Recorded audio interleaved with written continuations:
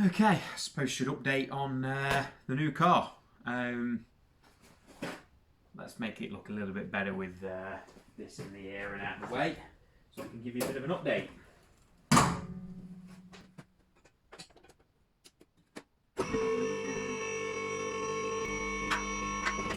That looks a bit better. So as you can see, there is no other car. Where to start? So I paid deposit on what looked like the perfect vehicle. And I say what looked like the perfect vehicle, I never got a chance to go and see it. The day before picking it up, just about to sort out all the insurance and everything, and what happens, get a message after I pay the deposit, get a message from the vendor that he doesn't want to sell the car anymore, and apparently his son or somebody wants to carry the car on, which I don't fault him. That's completely fine. But I thought, here we go. I'm not going to get my deposit back. I did the backs transfer because it was easier, and the car was at a distance away from me. But luckily, no, he held up his side of the bargain, and he actually did send me the deposit back. So, yeah, there is no new vehicle in the fleet for me anyway. So it's to be honest, a bit deflating really. I was looking forward to getting my sort of mitts on a new project, and had a good idea of what I was going to do, kind of down around the same sort of vein as the GT, but not as a sort of a street racer type car, 60s style, cafe racer car style. Yeah, it just didn't happen, but that's just the way it goes. And obviously, hopefully the car does get done by son. And it was a nice car. It was a nice vehicle. I kept it under wraps. Most people who know me know what vehicle I was going to get. And as I said in the previous video, it wasn't too dissimilar to the GT in terms of the technology and kind of the era, really. So I will show you what I was looking at. Not the vehicle actually in question, but actually the style of vehicle. So, I don't know whether you can see that. That's a Wolseley version, but I was basically looking at getting a Morris Oxford. Pretty much, that's just a Morris Oxford coupe, really. Apart from these are front drum brakes and they have disc brakes, but you can do the conversion. Runs the similar engine, but a 1622 B series engine. That was obviously going.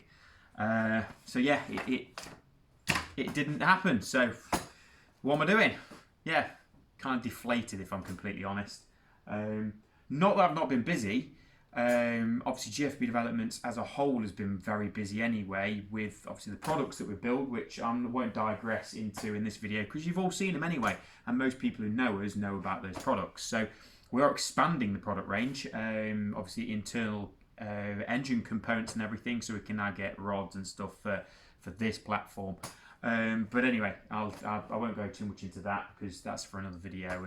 And basically, you want to see stuff happening, and stuff's been happening, but it's not really worth me recording it because I don't want to record something that's just generally doesn't get any interest. I mean, we've not got very many subscribers anyway, and I don't want to put them off with just videoing crap. That's got its MOT on Friday. I've just put a new rear quarter in it. I will show you. And just checked its MOT, but it doesn't really go anywhere. It sits here like that, or that sits on there, and that's kind of it. It doesn't do much really. I do have various components to go in, including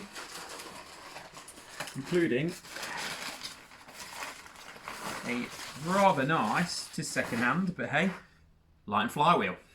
I don't think we filmed the pod trip of 2020, which was a bit of a bust, really, to be honest. What with, I don't know if you can say that word without getting your channel pulled down. I don't know. Yeah, so everyone had a good time. But this had just been turboed, or say turboed a couple of months, and it, well, was slower than a non-turbo MX-5. Put it this way, I know if I put this against a standard 1.6, I would have lost. And it was turbo, and it was running 8 PSI. Couple of reasons. I got the base timing way off because I decided to skip that point. Now, we know the ME221s inside out. We install so many of them. But yet on my own fundamental part right at the beginning of the manual about the base timing. So yeah, the offset was way off, completely off. So when you were driving it, especially when you were doing a pull, you could feel like a surging, and something just wasn't right. Knowing that has obviously got a similar setup, same turbo, just different capacity engine, 1.8, 1.6. There was no other difference. Same ECU, except that's a ME442, that's an ME221 Gen 1, but generally they are exactly the same setup. In theory, that, because of the better exhaust, the better exhaust manifold as well, should run rings around that in a straight line, completely. Yet that, running less PSI, yeah, would leave this thing for dust. To be fair, I've sorted those problems now, but it would still leave it for dust, even though that's running more PSI. You could say, because it's a 1.6, fine, fair enough. Yeah, there is a little bit of a difference, but that certainly feels more dialed than that does. But anyway, so yeah, so I paid for Santa Pod, and it was ridiculously slow. It was bad, and to be honest, again, it was deflating. It took me all of 10 minutes the day after when I came back to think, that's what it was, didn't set the base timing. So hey, make sure you set the base timing, but they're really easy to set up with the 221s. It takes us 20 minutes, as you've seen in our previous videos. But one thing did come about, even with that lack of power, was the clutch. The clutch is shot, completely shot. So I ordered I think at the time it was a G19 clutch. I don't know whether they still do them, I don't know. It was a G19 clutch anyway, which when I was building the car, didn't turn up for a while anyway. There was on a back order, so I had to just stick the standard clutch in because I wanted to get the car done. But obviously standard clutch is just crap. So once you've been driving it, you've done a few pulls, once it's got hot, it just slips. It's slip city. And obviously from my previous video with that, mentioning that obviously retro rides gathering and everything, there's a common theme: clutches. It's just, I just put the engine and get excited and just don't bother doing the clutch. Yet I will preach to everybody, make sure you do the clutch, but I'm not practicing what I preach. So yeah, both of them need clutches. Only the MX-5 is getting a clutch at the moment because that's coming off the road basically for winter, really.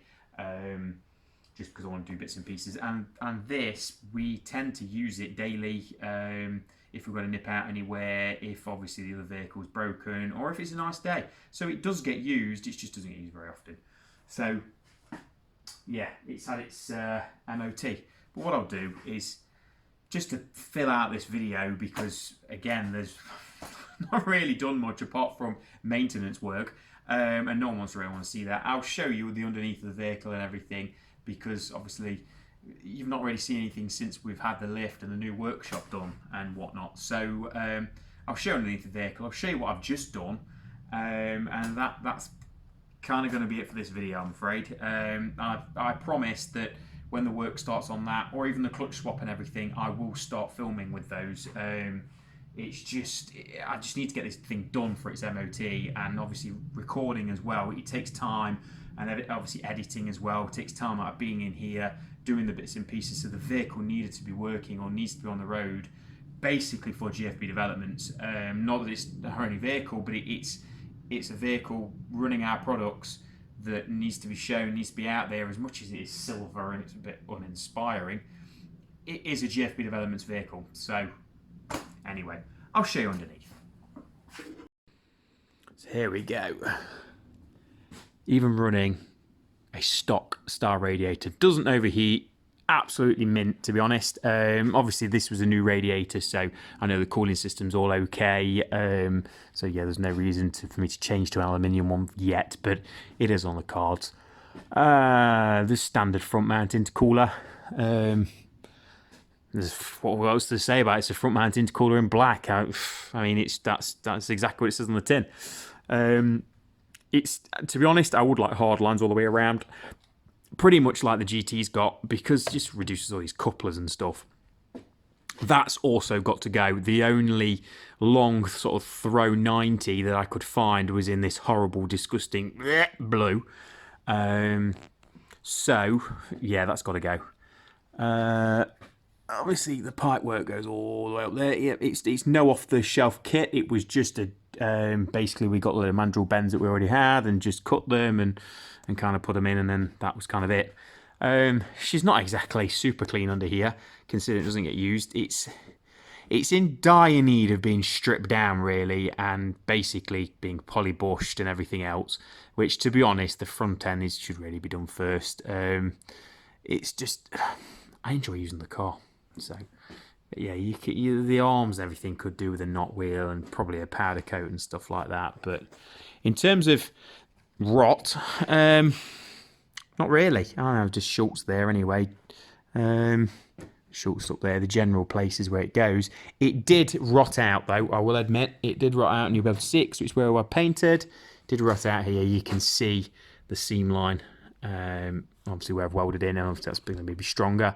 This whole area here had all gone. All the way up the back had gone. So they usually go there, so it needed a complete sort of rebuild, which meant also this area had gone, so it's had a whole new rear quarter. It's alright, it does the job. To be honest, I'm going to repaint the car, so the paintwork isn't exactly mint. Standard, silly, weak diff. This side had also had a little hole around here, so that's all been welded up. Again, it's just because of these bloody pipes coming off. I did preempt it on all of my MX-5s. I've done it as well, and drill those out just so the water could get out quicker instead of rotting everything out. It just left me a little hole there, but oh well. Nothing a splash of weld couldn't fix. Apart from that, it's a decated car because it's an import one. Jobs to do eventually is that one. Now, I did replace this area in lockdown last year, just above the swage line, with one of those full rear quarter panels, and like an idiot, I didn't check under there, and that's rotted away now. So that's going to have to all be cut off and redone again. I love redoing work, I really do. So there you go. That's the MX-5. Yeah. What else to say? It's an MX-5. I mean, I think I've featured him enough on this channel, so yeah, what else is there to say, really? So yeah, turn it off. What was to say? Again, I apologise for no videos. They were supposed to be coming in thick and fast, obviously, because of the new vehicle turning up, but that's not happening. So yeah, I can say I'm deflated as many times as possible, but I think something will turn up. A vehicle will turn up. I'm waiting for the throes of winter, basically. So it might make things a little bit cheaper, because they do command quite high money for what they are, considering they're the same as the GT. Really, they do command quite high money in comparison. So what I was going to do is nobody has done it. Now put this video out, someone's going to do it, aren't they? Like they did on that. Well, one of those things. So yeah, apart from that, that's it. Not much else to say, really. So I shall see you in the next one. Hopefully something gets done. Peace.